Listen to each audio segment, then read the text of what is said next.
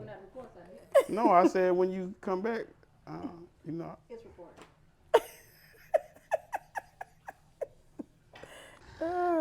See what I got to deal with. This man is drunk. Wait, am I drunk? I'm nobody. Yes, you do have a problem. God's got this. No, I got this. You're stupid. You're dumb.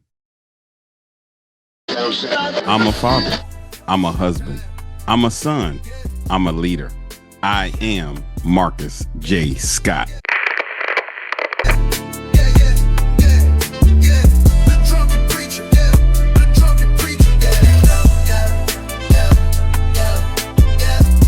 I'm Marcus J. Scott, author of The Drunken Preacher, here to encourage critical thinking, social awareness, advocate growth, resilience, provide hope, and help you find faith.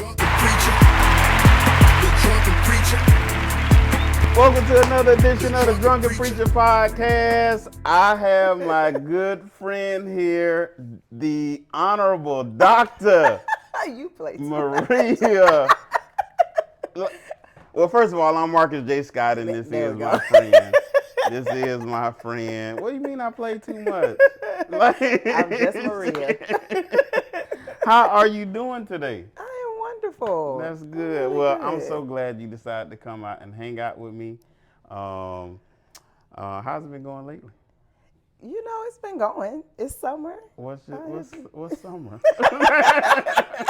It's summer is our time that we reset. We begin to look at what's coming up, planning and strategizing. Well, before we get into that, first of Yeah. all, let's introduce the people and let them know how we met. Some time ago, some years ago, I remember, I think when I moved back here around 2005, I can't remember how long after that, you were, I think, volunteering at the church when I first saw you. We would do these summer back to school things. But then you were the principal at our school. Yes, the charter school. Yes, Health the charter Sciences school. Academy. So how do you remember our first encounter? Well, we had to get this building open. What building was that? It was a building. Okay. There was a building. So we had a very small window of time, and we had to get inspections done and all of that. And so I was told reach out to Marcus Scott, and I was like, who? Okay. Oh, that's the oldest brother. Okay, all right. So just very helpful in helping to get our inspections done. And I remember we had we needed a deep freezer or something moved in, and you came in and you was moving deep freezers around. Like, you were very helpful. Very helpful. We made it. Yeah. We opened by the grace of God. Yeah, and then I think a little while after that, you was my boss. I was the principal. Yes, you're my boss. This is true. So we can be clear about the boy genius over here. Went to take certification tests. Oh my goodness. With his eyes closed, came back and was like, "Oh yeah, good morning. I passed both of the tests." I'm like, wait, what? She's over exaggerating. It's not an over exaggeration when it's true, and it can be proven. He just decided, I'm certified in like math and science grade 5 through 9. So just so y'all know, he can teach. He can come into your classrooms, teach your children. So we grew from there, and then you got close to the family, and you've been coming around ever since. Wow. I mean, okay. I mean, you never go home. No, I'm just kidding. Wow. Oh my. I only asked to be in a live studio audience. I didn't really ask to be. No, but I mean, I honestly sometimes feel like you are part of the family. Sometimes, we talk about anything, everything from life to church to any and everything. And it's just easy. It is a privilege I do not take lightly. I think that that you guys have an amazing family. Number one, I mean, notwithstanding current company, but you. But I think the Bible says that you figure out who your brothers are. This is my version of it through adversity and all of that. And so um, it hasn't been easy, but your family has been very consistent and integral and just really strong characters. So it's just been like, oh, that's the way I grew up, and it's just it's just natural. It's just a natural thing. That's good. That's good. I'm thankful for that. Why are you laughing? I am. I'm thankful. Yeah, whatever. So, but no. So with that said, since I'm like family and we're like family, Oh my. you heard about my book. What were your thoughts on? Okay, once you read this book, did you think any worse of me? No, you know what? Honestly, I always said. I said I have a couple things. I won't say it now, but a couple things is that I've always had a great deal of respect for you because when we did have an opportunity to work together, that was my snapshot into the process that God had you on. What I appreciated the most during that time, because it's just being a principal in general, is not an easy thing. But what you didn't do in your process was put me in a position that I would have to compromise. Even when you appeared to be in one of your lowest times, you still maintained a level of self accountability, and so. And watching that and going through that, I've always had a great deal of respect. So, I never thought any worse. I never thought, quite honestly, I have an issue with it. I'm brutally honest sometimes. It was a loss to us when we had to let you go because you're extremely knowledgeable, definitely a presence. However, to me, I gained someone who I feel like I could trust because I knew it was only temporary. Yeah. And so I've always said that if I do anything, because I know how to grant right, I don't enjoy it. I know how to do some things you've asked me to do. I necessarily wouldn't, but I would do it for you because I trust you. Because when you see people in their at their lowest moments or perceived lowest moments, and they still maintain that presence, that essence of God, I believe that's invaluable. Yeah. Like you connect to Him. So no. So for those who don't know, let's bring our audience up to speed. So when I was working at the school under you, I was going Not through with me. Yeah, With me. No. Under her. Yes, I was teaching 5th grade, and I was going through my struggles within. So I was still having problems with depression. I was still having problems with drinking. And I would lean on sometimes drinking when I was in that depressed state. And I got to a point where I did not feel like I was effective at the school being in my state. I felt bad and everything. And so I was like, there's no way I could continue to have an impact on the kids in the school going in and out and up and down in those states. Yeah. And so I came to you and was like, I don't think I can do this because. And this is how you know God has his hand on all of us, right? His grace and mercy shall follow us all the days of our life. It's in the same way that you walked, like I'm visualizing right now. He stood in my doorway of my office and was like, "Good morning. Oh yeah, I passed the certification test." And it's the same way he came up to my doorway and he had this letter in his hand or whatever. And so it's like it was a heightened level of respect for me. Like I honored that because you just know when it's the story is not over, it's more there, and so yeah, it was a little bit of a roller coaster, but I'm willing to hang on for folks who want to be kept. So for our audience, I do want to say in this moment that you can be in a space where you're not doing too well. And this is what I'm taking just from our conversation now. You can be in a space where you're not doing too well, but if you have at least, you know, the integrity to say, look, I'm not doing well. I'm in a space where I don't believe I could be effective. So that takes both honesty and communication, some integrity that when you come back, it's not like I was trying to hide and be like, no, I don't know what you're talking about, or even say that you or anybody else was wrong, because I took ownership of, okay, this is where I am. And a lot of times we get in trouble because we're trying to hide stuff. We get in trouble because we're trying to make the other person think that they're crazy. This can be in friendships, relationships, marriage relationships. You know, you trying to make the other person, you like, now I just saw you do X, Y, and Z. You know that I'm standing here and telling this lie, right? Like I'm in your presence. Yeah. You want me to walk away so you can finish that lie? And so that's kind of what I hear you saying. But to that point, when you are honest and you communicate with the person, apparently the person respects you more for being upfront and honest with them. When you know, I am something like a major deal. But so, no, seriously. I mean, if that person is in a place, first of all, the foundation is Christ. Yeah. First and foremost. If that person is if that person is people centered and has people's best interest in mind, what I appreciated as well is that there are liberties that you could have taken and you didn't take them.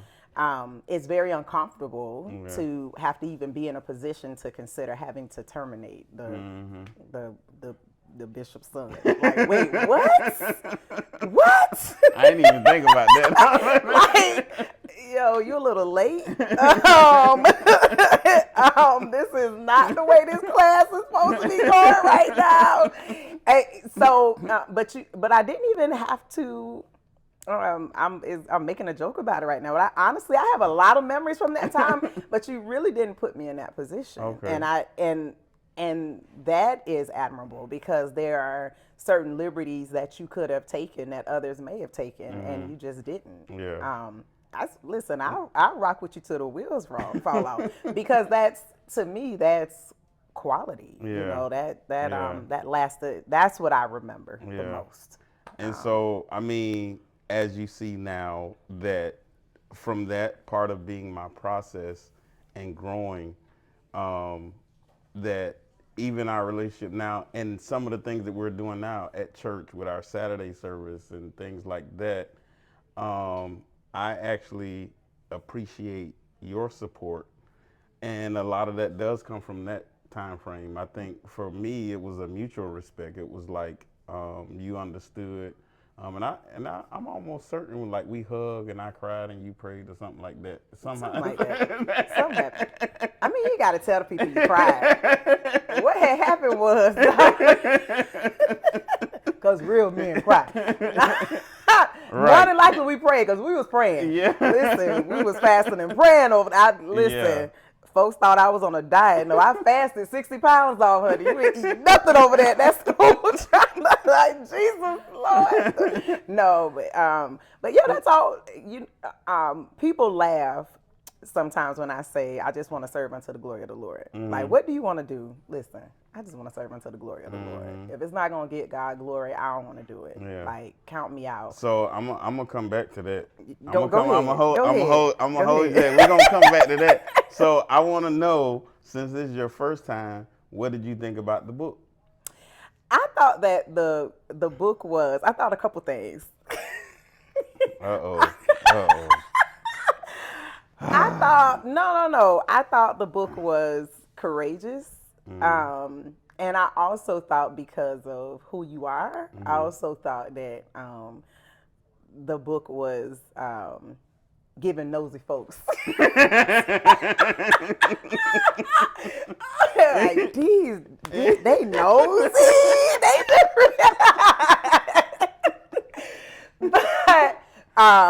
But I thought it was. I think it is not was. Yeah. It is a powerful ministry tool. To be able to put yourself out there in a way, and you do this You are so humble that you, every time you're speaking, you are always giving, giving God the glory, giving the credit over to. Um, so it is. I just thought it was. I just think it is a such a powerful ministry tool to people, to those who, to all of us who need to know that we can make really crazy decisions and do things that are damaging in the moment, but not for eternity. Yeah. So, yeah. Yeah, I tell people all the time it's so crazy because I start the book kind of started out with my journaling, right? And so I'm writing this stuff down, getting my feelings out and everything, what happened and all of that stuff, and then turns into a book. And I'm like, man, at first I'm like, how much do I want to tell? And prior Tell people to all this this, stuff. yeah, prior to all of this. So if you haven't gotten the book, I tell some stories in this book. And if you nosy, get the book. But yeah, I share those things because there was a lot internally going on. So which shifts me to my question to all my guests. Oh Lord, what's Have you ever had some internal struggles that maybe you have shared them, maybe you have not shared them, where you were really struggling, whether it be similar to mine from the churches and your flesh, whether it be relational, whether it be your kids, whether it be with your job? Yes. I'm waiting. Whoever says no. I know you lying. All of that. What was some of your most challenging? Because and one of the reasons I ask that because people always think, okay, drugs, alcohol, especially with the drunken preacher. And one of my guests said it could have easily been the drunken teacher or the drunken doctor or Yeah. Um, I was actually just sharing this with my amazing bestie, your beautiful wife, early on about being, when I wrote my first grant when I was 15 years old, and Oh, I didn't know yeah, and it's not something I enjoy doing, but I wrote my first grant and it was, it was a community grant. Wrote that first grant, wrote another grant. Then, the Lord blessed me to be on platforms and things like that at a very young age. And I was actually sharing that you and I were having a conversation about, being called into ministry early, how I feel like, folks need time to live. And you was like, well, I don't know. I don't really agree with that because, so we were having this conversation. So as a young person, so I came in the door very young and with these expectations, not that I was perfect, but when you come into yourself so early, or to a form of yourself so early, people tend to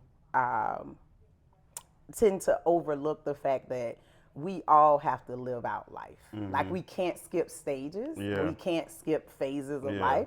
Like just because I was doing things that, people who were 15, 20 years older than me were doing doesn't mean I was prepared mentally, spiritually, emotionally to engage it. So like one of the major struggles, kind of a thread through my life up until I lost everything, was trying to be what everyone else needed me to be because I looked like I was winning on all fronts. Like just put Maria. Oh, Maria can do it. Maria can do it. Oh, give Maria that. Maria can do it. And people will eventually say things like, "Oh, you think you perfect? Oh, you trying to be perfect?" No, I'm not. But what people do is they put their need for you to not be regular. They put that they try to make you shoulder that level of pressure and then turn around and kind of despise you for it. I don't even know if that makes sense, but that's a struggle. And it's like I don't need to be the biggest brain in the room. However, we sitting all around the table and everybody is quiet. Yeah. Like some people won't show up Yeah. because they expect you to already have it planned out, which is very irritating. It's annoying that because you want to hear from, you want that. Now, fast forward. 2017. So it was a couple things that happened. So 2017, the charter school closed. My career took a blow. 2018, I found out I was a sister wife. My marriage took a blow. 2000, I'm gonna be honest. I had to ask my I was like, "What is a sister wife?" She was like, "What?" A sister wife, but I didn't. But see, sister wives want to be sister wives. I found out, through the grapevine, that I wasn't the only one in my marriage. Right? Oh. There you go. So 2019, we found out, my mom had some type of rare cancer, and 6 weeks later, she went on home to glory. 2020, my marriage was completely over. So like each year, to the point that. And that's all back to back. I eulogized my mom. I wrote her obituary, all those things, while I'm dealing with my career is completely in shambles. And so God stripped everything away to the point that today, and I give God glory for everything. That's why this is a play. Not just if you nosy, but if you need to know that that if you humble yourself, seek His face and you pray, like God can and He will heal, He will deliver, He will transform. Yeah. But coming into literally my whole life looking completely different, a total new face.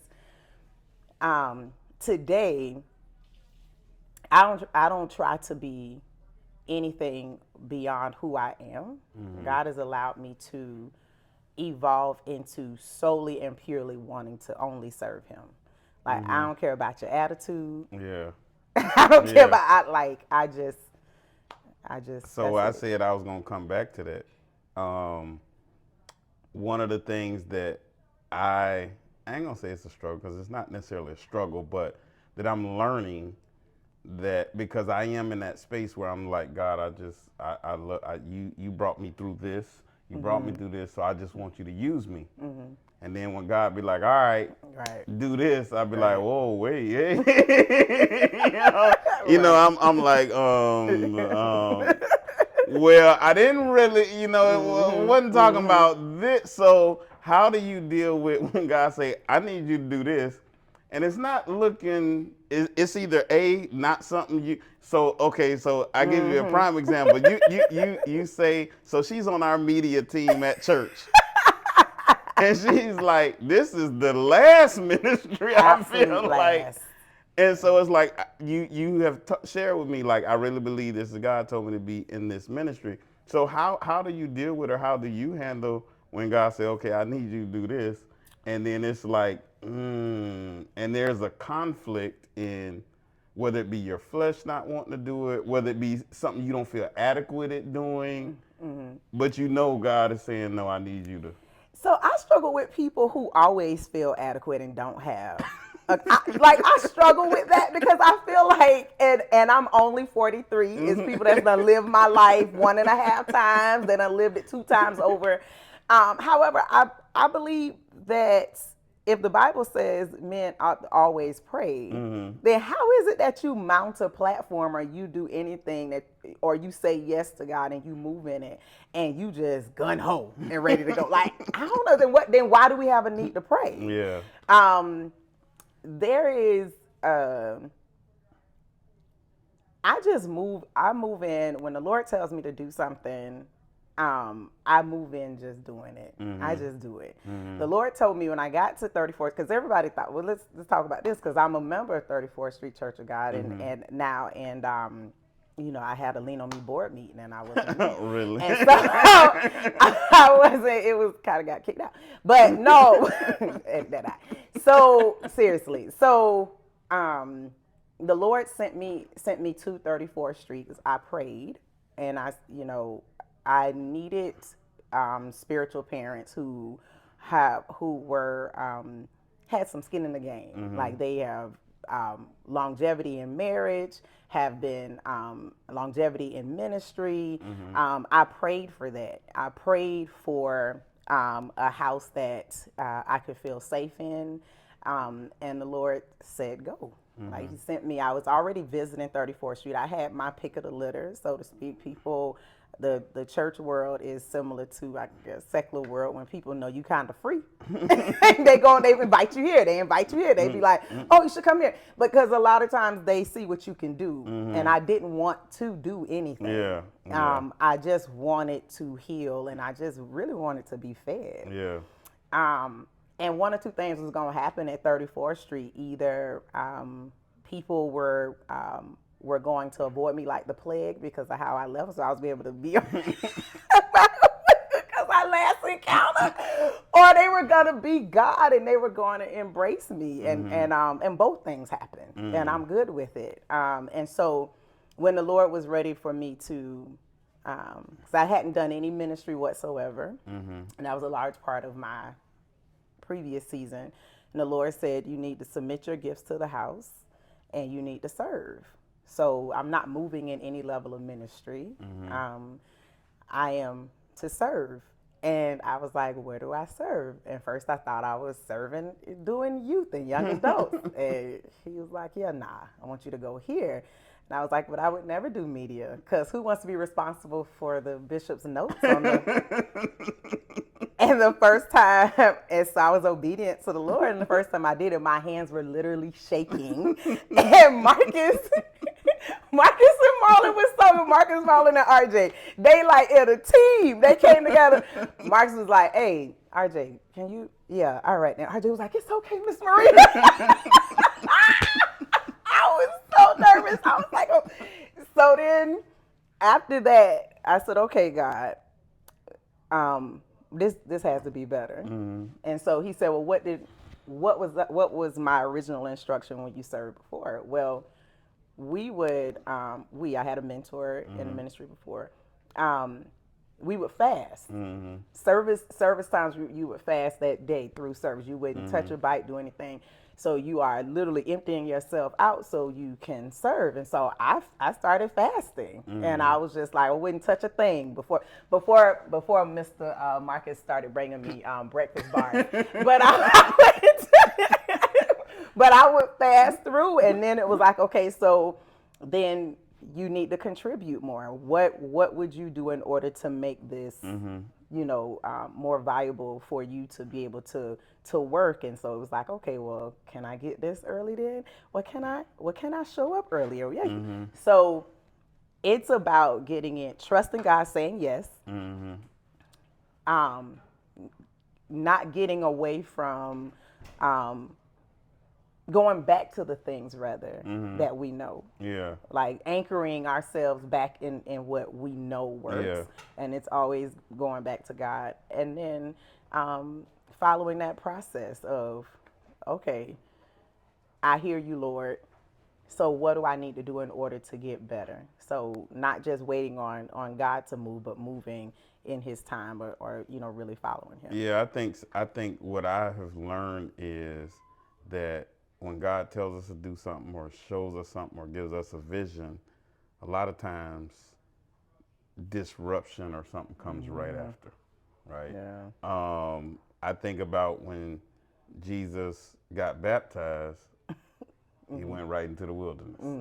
Disruption to be tempted. I think about when he gave Joseph the dream. Yeah.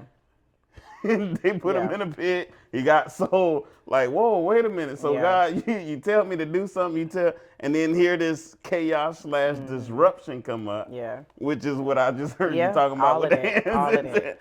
And so I think a lot of times, just us in general as people, if we say, okay, this is what God wants me to do, soon as there's some disruption, chaos, or what we feel like is setback or failure, it's like, well, did God tell us to do this? I'm learning that it's one or two things. It's the enemy trying to stop us because they know he knows that how effective we're going to be, or B, one or in both. God allowing him to do that, Yeah. and like I'm going to talk about in our Saturday, that like the trial is I'm training you for something that you need to be prepared for, and whether that's to strengthen us as a person, our character, our some skills, or things that we need to learn and do in the process to become who he needs us to be, Right. for when he puts us in the place where we need to Right. be. Right. So that's I'm working through those things, because like before, okay, it was my depression and the drink. So now it's okay, you ministry, and I'm like, oh man. So now my struggle has shifted, and so I constantly say we all have struggle. I didn't realize my parents were having struggle. I'm like, man, old people don't have struggles. Man. I used to think that about preachers and stuff. I'm like, okay, preachers and bishops, they don't have no struggle. They good. That's crazy. I'm gonna let you have that.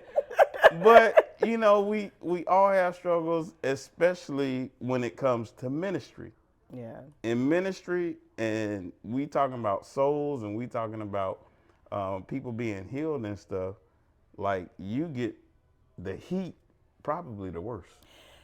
Absolutely. I think it's really about how bad do you want it. Yeah. And I believe that the enemy comes because the enemy knows.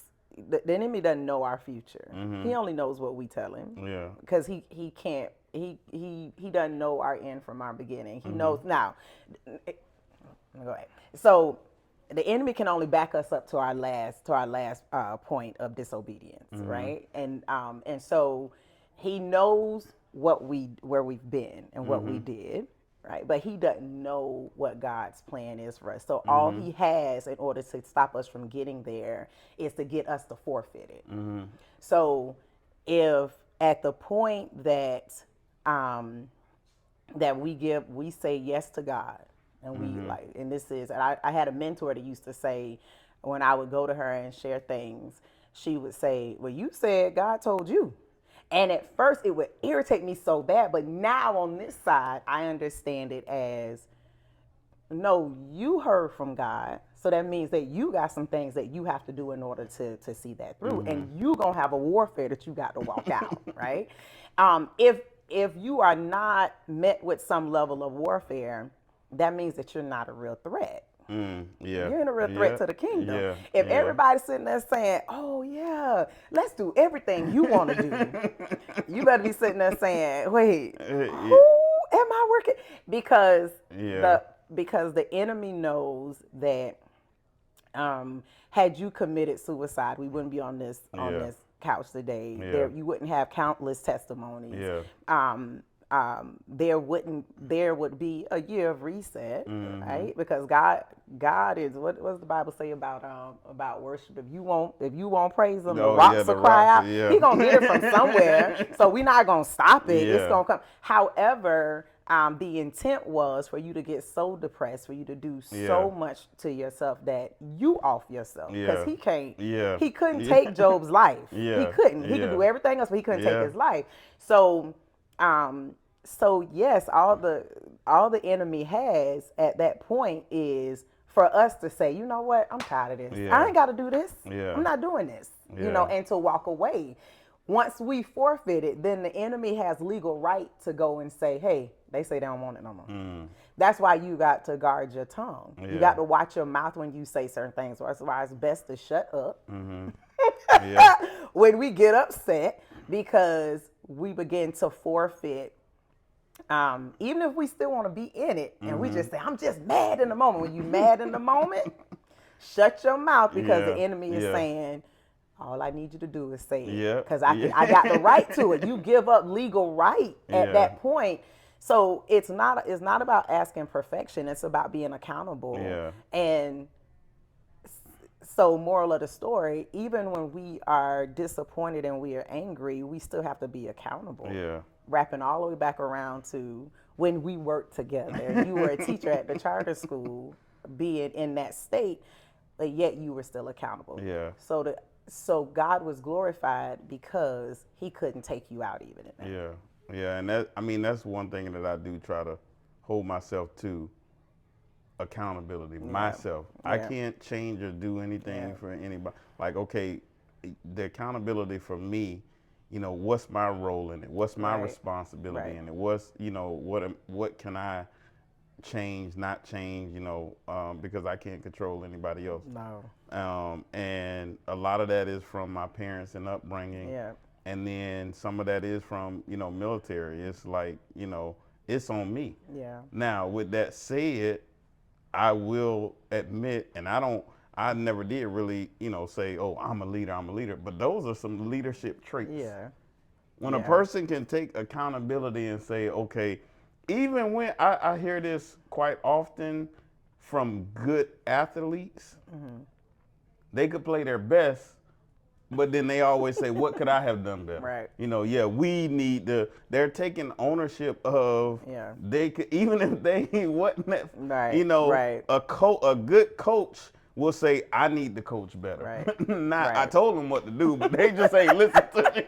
Isn't that the worst? When you have a leader to be like, well, I don't know why they did that. That's the worst ever. Because when one person, like, you don't just lose on your own. Yeah. Like, we all lose together. Yeah. Like, that's so. If this company, this icky. thing ain't growing. Right. That's so icky. Well, I told them. So we all out here dead. You know what? So I asked my sister this. I want your opinion because you're in the education space. And this thing is about internal struggles. Where is the educational system struggling the most from your perspective? Well, God is so faithful. He allowed me. He allows me to travel this great nation. Not the whole thing. Yeah, see, but see, a lot Dr. of Hall, it. you see, she Just traveled all Maria. over the country, all Just over the world. Maria. See, Just Maria. you know. I think it's not one clear answer to that, and I'm an optimist. I really am, because I believe your attitude always determines your altitude. As far as the struggle, it really depends on where you are, what where you are, because you can walk into I can walk into one school in one district, one particular state, and the team is passionate and operating like a well-oiled machine, and I can go into another school and literally everybody is divided and they have a difference in how they may do a thing. I don't think that there is one clear defined answer there, because funds are pushed out differently, and leadership is different. Where there is a commonality is that we have a wave of new teachers, whether they be young, fresh out of school, or you have people who are coming into education as their second career. And so they're not necessarily prepared, neither are really prepared for the full breadth of the career. Like, a lot of folks see the academics, see the instruction separate from the behavior management. Well, it's really something that has to happen hand in hand. It's really intertwined. So, that is a commonality. So is that in a sense of, because I'm being in real estate and everything, I really do. I'm looking at this, and it was statistically stated how this is getting ready to be the biggest transfer of wealth, being that our baby boomers are transitioning, and now here's the transition of wealth. And so what I heard you just say, based on the education system, So now we have these teachers who, whether they're retiring or don't not wanting to teach no more, to another group or wave of new teachers, and that has a lot to do with our education system. So yeah, so and that has post COVID, a lot of folks are feeling it. Education got hit got hit really really hard, and I don't have stats and things like that. I just have just my experience. I give everybody a fair shot, so to speak, because I never approach. I don't approach each place the same way. Even when I'm going in to work with a group of educators, or if I'm going in to work with just a group in general, I give space and opportunity. I ask the Lord, because the Lord sends me. I don't ask nobody to let me come nowhere. The Lord sends me, because when you sent, you on assignment. When you call and you asking the folk to let you come in, that's when you get in trouble. See, you got to be invited to the people's table. Okay. Don't invite yourself. Don't invite, and then you're responsible. Taking notes on that. You know what? All right. But before I go in, I always ask the Lord to give me what I need to give me what I need to ensure that whoever He sent me in for, I leave them with what He sent me in to do. And it's so hard in my position, because I don't have stats and I don't have all of that.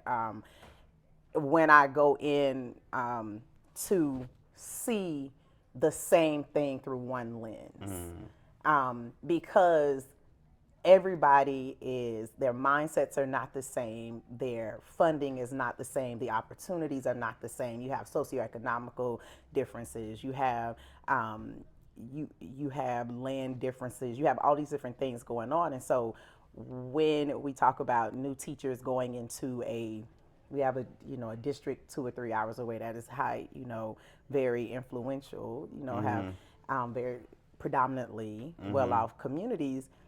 And those folks have what they need, and they have one-to-one devices, and they have support in classrooms, and they have these aids and all of that, versus you go an hour, in another direction from them, and it is, this basically farmland type, very rural type, but they are in the same district. Yeah. So these folks kind of fighting for their lives in a different way. So of course their engagement will be different, and their view will be different. So the state of education for me, because I'm not a politician and I don't deal in those, I deal with people, and I deal with the impact that the Lord has sent me in to have on them in that moment. It really depends on where you are, what you've been sent in to do. Well, through my lens. Just your lens. Just my lens. I'm just Maria. I don't know why you keep saying that. I am just Maria. Listen. Well, just Maria. I gotta have you back more often. And so you can asked for a live studio audience. And we might end up having to get one just because you asked. Just because you asked. Because when you say stuff that's really good, you want to hear the clapping. People should be clapping. Nah, let me stop. So I really thank you for coming by and hanging out with me. Is there anything that you want to share with our audience, or even me? Good job. Oh, wow. No, I think I was so excited to be a part of. I'm gonna bring my bestie in on this. You're a beautiful, amazing wife, Tanya. I was so honored and so excited to be able to attend you guys' wedding and to just see everything, just how you've been evolving, and you guys have been evolving together. Is as a happily single woman. We'll be married at some point in life. No, you guys are definitely. I'll be a bitter single woman. But anyway, you all are definitely an absolute inspiration. But to see you doing this together is amazing, and to know your story. I mean, you done put it out there for all of us. Yeah. But to have seen just a snapshot of it and see what God is doing in your life, like, good job. Staying in there, being vulnerable enough, being honest enough, having that character to just not come out thinking you're coming out just for you, but bringing others out with you. Like, good job. I want to say thank you publicly for not only being part of the journey and you actually seeing my growth, but also your love and support for me, not only in the journey, but even now, the things that we talk about now and where I believe God has both of us to go. Just being there, your support every day. You know, my prayer here recently has been, you know, God put the people in my life, the right people in my life, allow me to be in the right circles. Because I tell people this all the time. When two people we can look at, or two things we can look at, is when God, you know, created the heavens and earth, he said, let us. So he had a team. When Jesus started his ministry, before he started the ministry, he got 12. Right. So we need people around us. Not people that's going to sell you out and send you off the crucifix. But I get what you're saying, though. Go ahead, because that was good. Preach on, preacher. Go ahead. I'm sorry. Go ahead. I had to get you back. We team. Pick up from team. Yeah, see? Pick up from team. So you need a team. And I'm sitting up here trying to thank you for being part of the team. It is an honor. It is an honor. And your support, your love. I mean, it really does mean a lot, you know, when, you know, we say, I really can count on this person, or I really trust this person, you know, if we're going down this path together. I don't want to have to be second guessing if somebody has my back. I don't want to be second guessing if I ask somebody to do something, are they really going to do it? Especially when we're trying to, you know, go to get to that next level, or trying to get to the destination, or trying to, you know, get to wherever God would have us to go.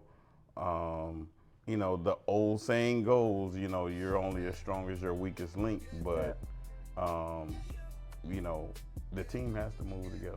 The team has to do it. I'm the weakest link until I learn how to work that soundboard, but thank you. Anyway, thank you.